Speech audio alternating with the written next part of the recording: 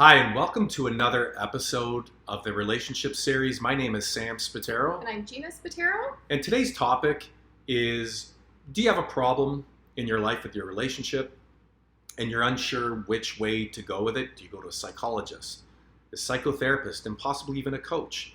In this video, we want to share with you some ideas of some things that you can do that are really going to help you find someone to connect with and that'll help you get the results that you're seeking. I think that's the most important key point there is who you connect with. I've personally gone to therapists and I've gone to coaches and I've gone to holistic practitioners and I've gone to MDs. But you really have to understand what it is that you want to work on and find the people that are going to give you the results that you're looking for. If you just want a talk session, then maybe a therapist is the way to go. But if you want some really core, deep down results, I found for me, the coaches were the best route. And I've picked up little tidbits and processes that they use for my clients as well. And I found that there's a huge, profound, turnover for, awareness on their part. However, that's not to say that I haven't gotten anything from therapists, because I have.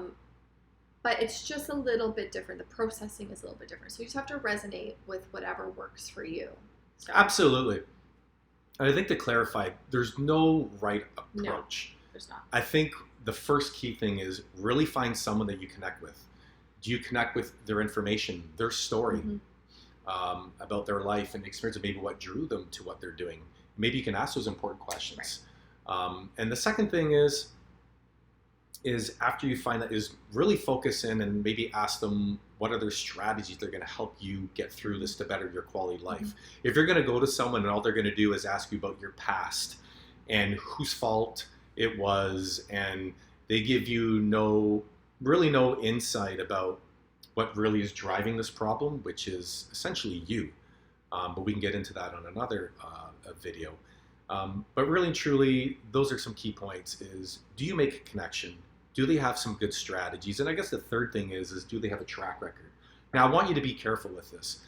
You can find someone that's just starting out that you can really connect with, that's going to help you more so than someone that's been doing it for 10 and 20 years. It doesn't necessarily mean they're that much better than you. They've just had much more experience. So, and I'll share a story with you. I myself took a relationship course, and one of the key people that was in charge of it, he's no longer here, but he actually died from alcoholism.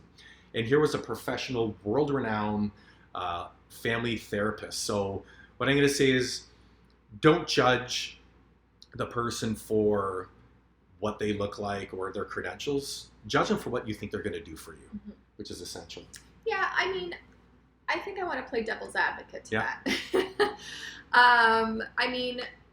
Yes, it's not right to judge. However, if you're looking for someone who is becoming the best version of themselves and you're on that same path, and, self-awareness, self-help, whatever.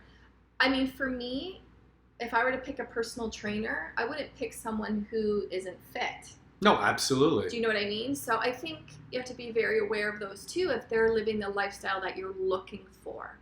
They have to be a product of their own delivery as well. It has to matter in that sense too.